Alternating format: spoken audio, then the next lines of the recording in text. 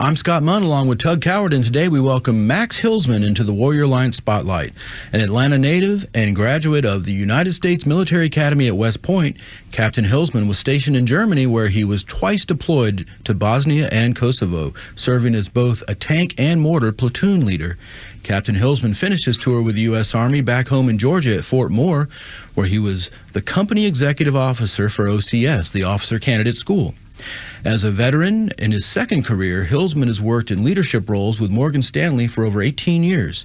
He currently handles Southeast Private Wealth Management, helping Morgan Stanley's ultra-high net worth clients address complex financial issues.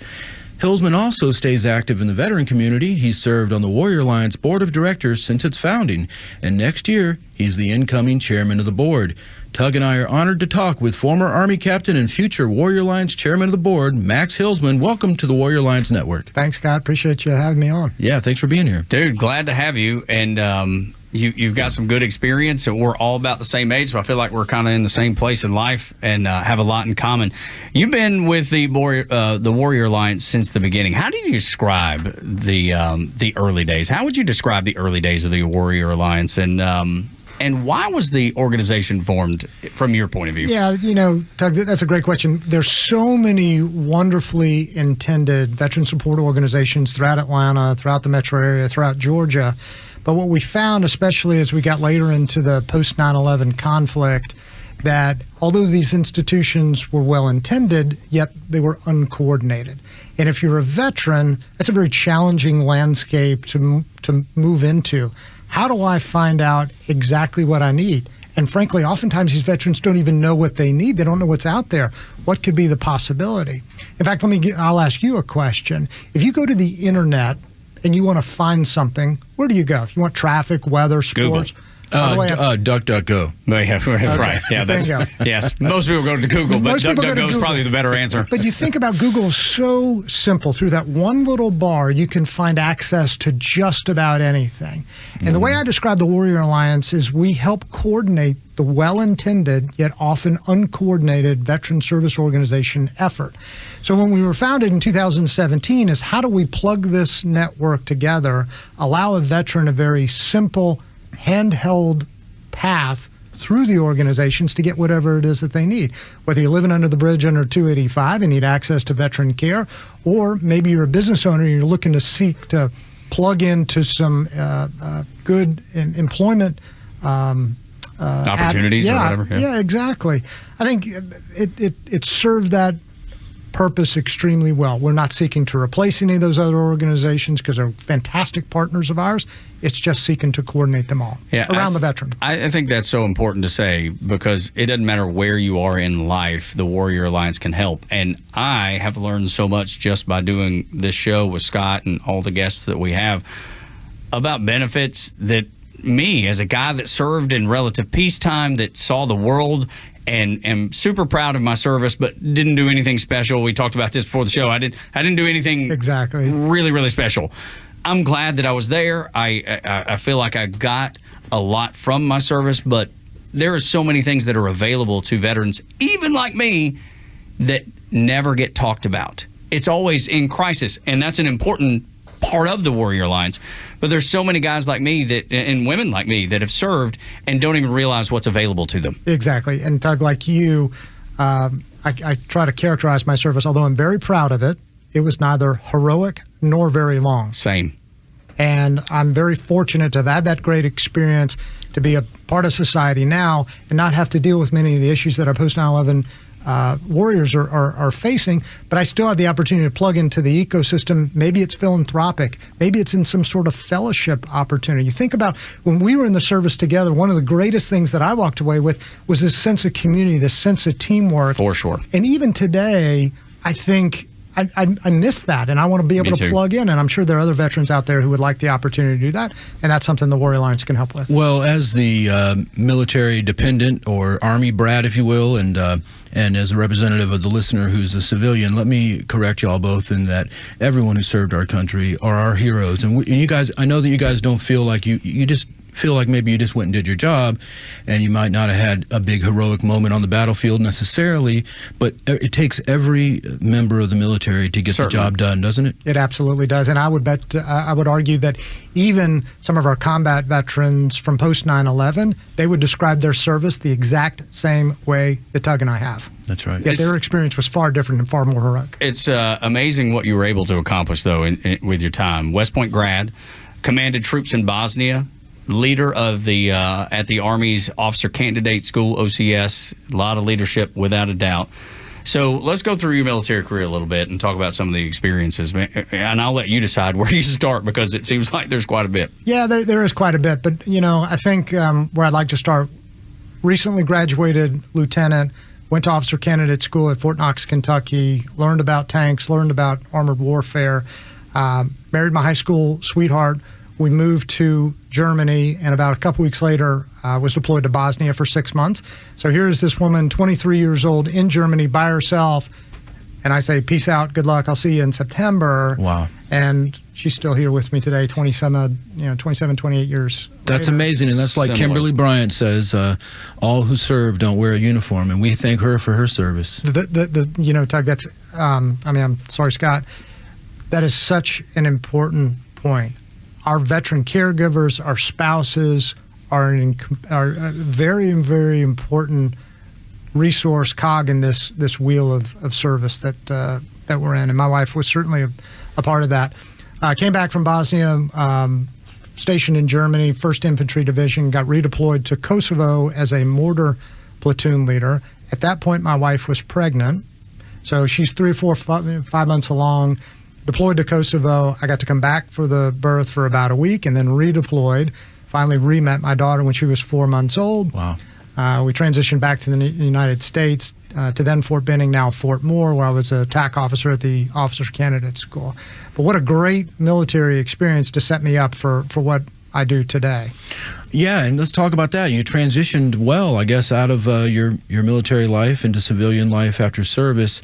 But I would imagine, you had some transition challenges. Some people think maybe being an officer, you might come out of the military and it's a little easier than being an enlisted man. But really, there's unique challenges for an officer, aren't there? I think they're challenges in general. I don't know if I would specify any differently between enlisted and officers. But to what Tug and I were talking about a moment ago, this sense of community is not as prevalent early on in your professional civilian career as maybe it is just naturally part of the military. So that was step number one that I missed. I missed that sense of community. I almost felt like I was on an island trying to figure it out for myself.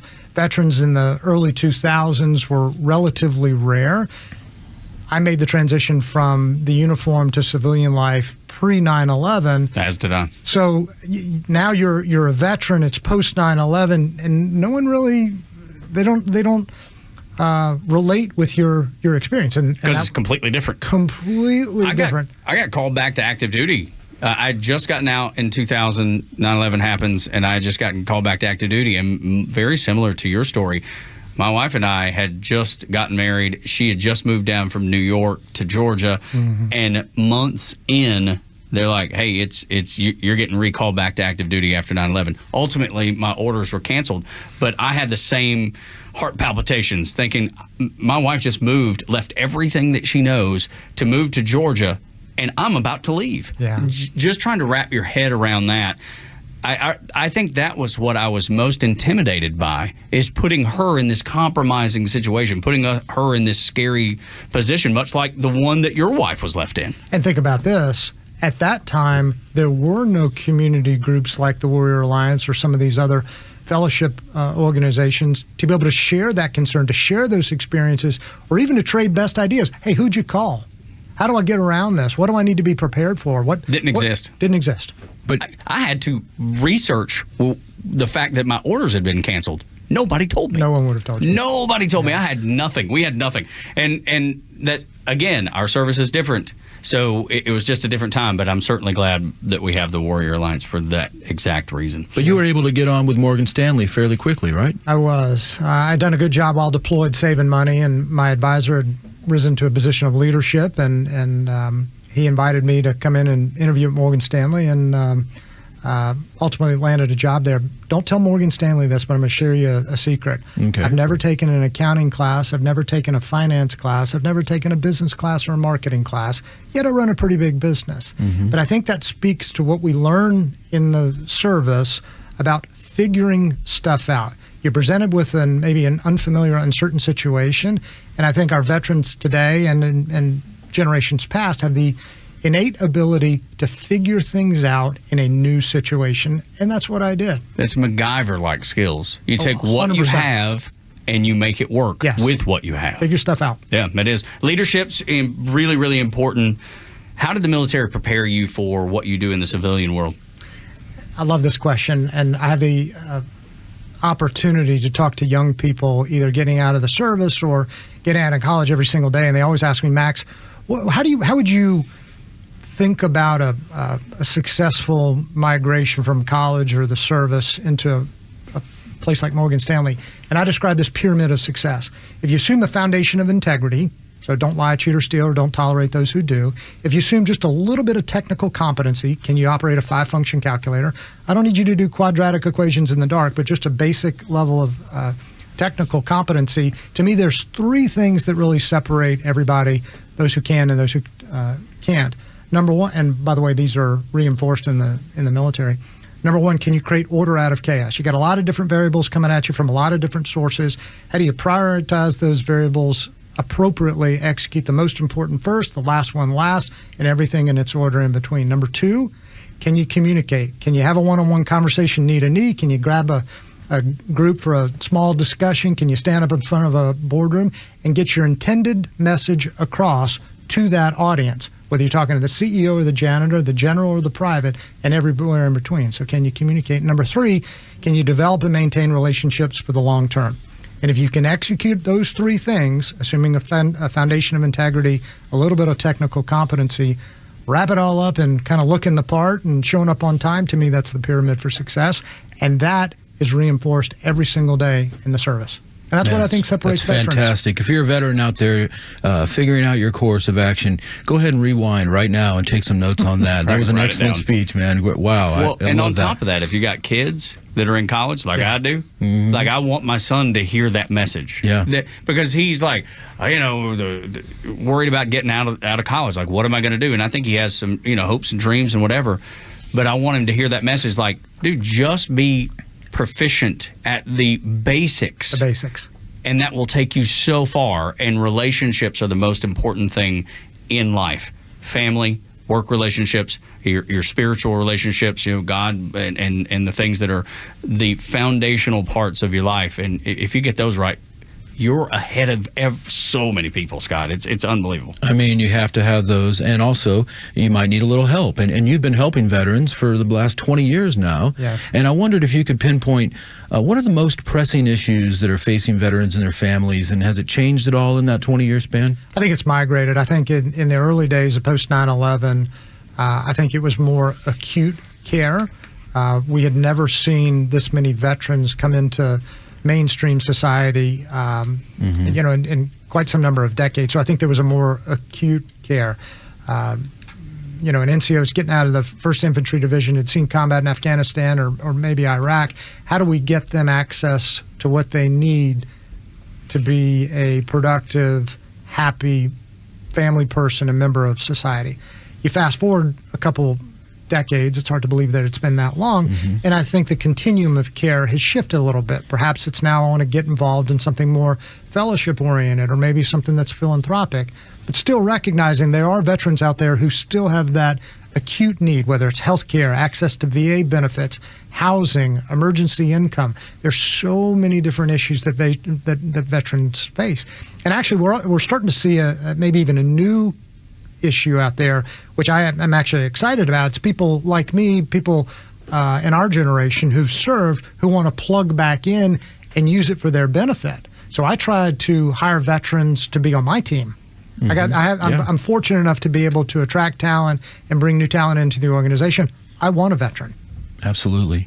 You want a veteran every time. Yeah. If you have an opening at your company and you're listening to this, and you haven't considered it, reach out to the Warrior Alliance, and they have resources with partner organizations that can help you hire veterans. Yes. And it's very important because they're our nation's best, really. And speaking of that, you worked with a veteran, our friend who's the Top Gun naval aviator at McKinsey nowadays, William Voulet, and he's talked to us about how he and the McKinsey and Company folks kind of consulted and formed a strategic plan with the Warrior Alliance. What value did you get out of that as a board member, and what were some of the key takeaways? I am so thankful to William and McKinsey for helping us think strategically about our next evolution, our next transformation. Certainly the aspects of the organization that have made us successful up to this point will be a part of whatever we do going forward. But William and team have helped us think much bigger about our organization. I'll give you one example. Just as we have a continuum of care between the tactical and the other elements of veteran service organizations in which we're involved, we're now going to add a geographic spectrum to our deliverable, whether it's Columbus, Georgia, up in the upstate of Greenville and Spartanburg and Atlanta, making sure that veterans can plug into this continuum no matter where they are in that geographic spectrum. Ultimately, and I don't think this is any time in the next couple of years, but ultimately, I'd like to see the Warrior Alliance be a framework for execution for others like us. Because I would imagine, although I've never lived there, in Los Angeles or New York or Chicago, there are other well-intended yet uncoordinated veteran service organizations that could benefit from a Salesforce-backed, Warrior Navigator-led veteran integration program. Think about how powerful that could be nationwide. Almost like a franchise. Exactly like a franchise. Yeah, you have the exact same thing replicated that's successful in Atlanta, working in LA or Chicago or Texas or wherever. Think about the demographic migration that we've seen over the last 4 or 5 years. No longer are people staying in one spot for very long. Perhaps you want to move out to the West Coast and be closer to family, or you've got a desire to move out west to hunt or whatever. Taking those resources that you had in Atlanta or in Columbus or wherever you are and finding someplace just like that to plug into would be very, very powerful. No doubt about it.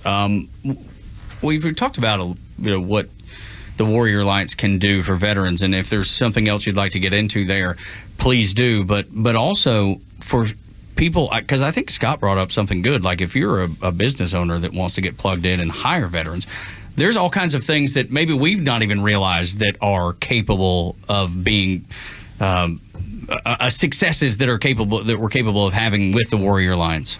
I think if you're a business owner looking for employees, if you are somebody that just wants to feel that experience of being around a team. For example, we just had some devastating weather in Augusta and North Carolina and Florida. And one of the things that we're working on right now with the Warrior Alliance is partnering with Habitat for Humanity so that veterans who have been damaged by the storm, who may not have the financial resources to fix their own homes, partnering with Habitat for Humanity, allowing other veterans and community volunteers to help fix their homes or fix their property.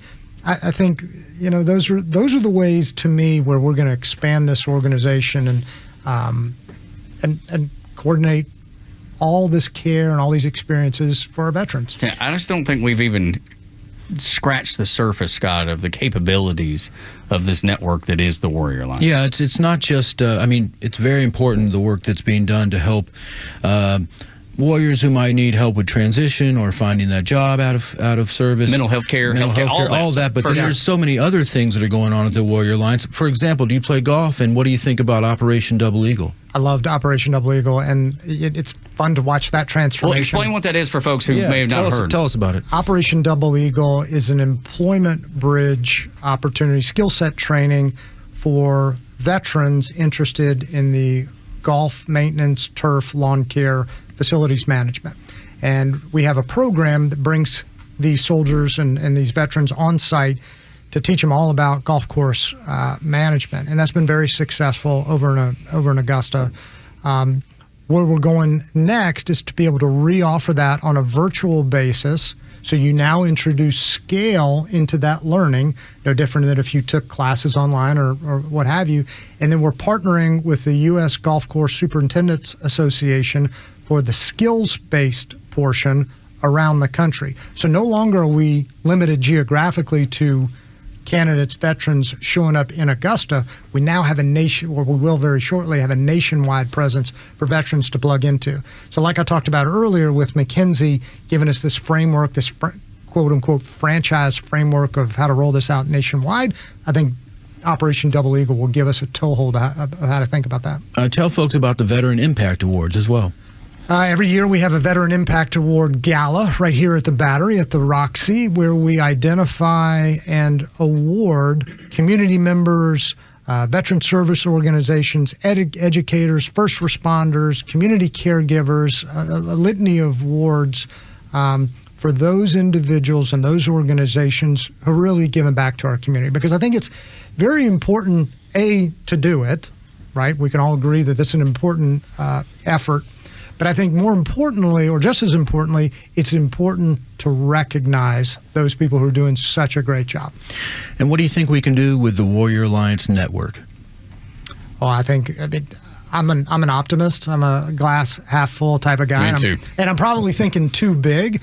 No, that's impossible. But I mean, you think about this, once we expand successfully regionally, we expand successfully nationally, maybe there's an opportunity to create the same framework overseas.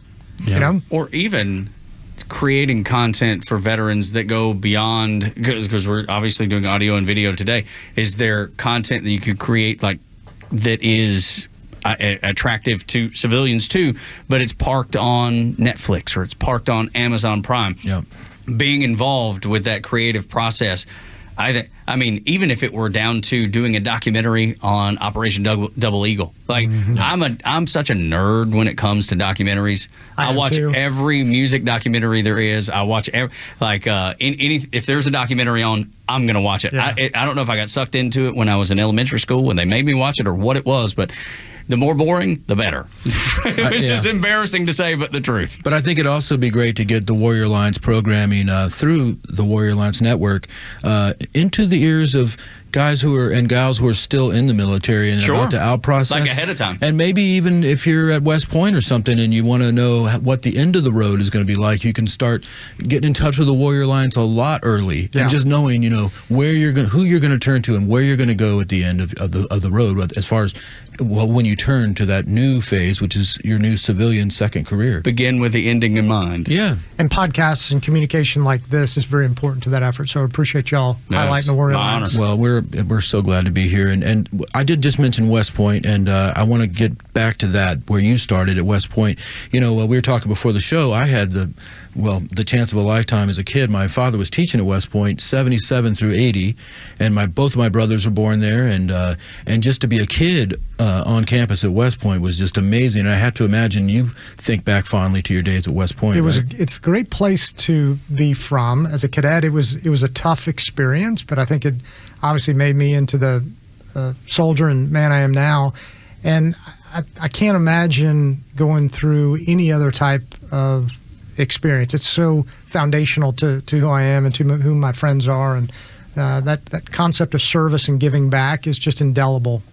Yeah, it really is. With the graduates. And did you throw your cover up when you graduated? Yes, I did. So you see all the kids that get to run out on the field and grab the hats or the covers? Yeah, that was me. I was one of those kids, yeah. I always think that somebody's going to call me or email me or Facebook me out of the blue saying, I have your hat from 1996. That's just never happened. That's right. Yeah. Now another hat that gets worn on that same field is the Army Cadets football team hat. Sorry to bring it up again, Todd. No, it's all right. We lead the series, man. We're good. Go Army. Yeah. I guess Navy will admit that the Navy midshipmen do lead the series all time. 124 meetings. What is it? 66, 55, and 7 is the Navy's record. The Navy's record against us, the Army. Thank you. And the largest victory was Navy's and all that. I gotta tell you, buddy, there's a lot of Navy love going on. They had the longest win streak, but let's talk about today. Keep going. The current win streak, Army, 2 straight years, and we're going to win this year too, aren't we? Absolutely. Yeah. Both teams 6-0. When I was there as a cadet, we won all 4 years. Congratulations. I bet that doesn't happen a lot. Combined point total, you could probably quote me, I think it was 6 points over 4 years. Yeah, something like that, yeah. Well, go Army, beat Navy is all I got to say. Go Navy, beat Army. Come on now. Come on. Another interesting thing we were talking about before the show is now, as of October 25. This is actually the coolest. This is for anybody that's not thought about the potential of what Army-Navy could be, because it's after Championship Series weekend and the SEC Championship's done, and then it's Army-Navy. That's right, but it just got announced this past year that Army and Navy, when they joined the new American Athletic Conference (AAC), starting this season, right? So, as part of that arrangement, the Army-Navy game stays out of conference, even though they're in the same conference. Right. Which means that if they were tied and for the conference championship, that you might get 2 straight Army-Navy games in a row, 2 consecutive games. Would they be in the no? Like week to week, right? I think it's December 7th and December 14th. Oh, wow. Wow. And so that could happen. And they both are pretty good. They could be leading the division, right? So, of the conference. Yeah. So, what an opportunity. There would be some super unbelievable. Cool. So it would be championship weekend and then repeating it the next weekend as the traditional game would stand. And the thing is, Navy doesn't even have to scout that second game because they know we're going to run the damn ball. That's exactly right. True. Very true. That's exactly right. No, it's just, it's so much fun. There's nothing better. My son and I have been watching Army-Navy together. We watch Georgia football, and we watch the Braves, and we watch Army-Navy. That's the way. That's the way we operate at our house. And we got rally towels, and we got our all that. Our Navy Federal Credit Union rally towel. You know what I'm saying? I've got one. I know, right? Yeah. So that's great. We love it. And there's nothing more spectacular. And I've never been to the game. I've never gone. You gotta go. I have not been to an Army-Navy game since I was a cadet. Yeah.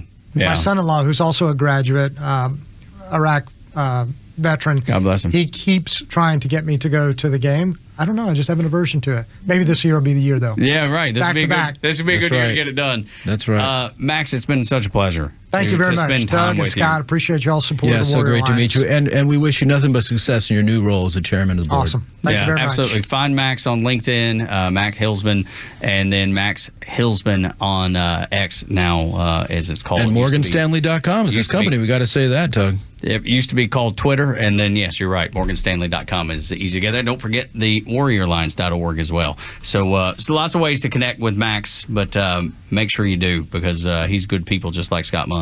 And we're glad that you're here and spent time with us, man. Thank you. God bless you. Thank you for having me. Thanks, man. Appreciate it.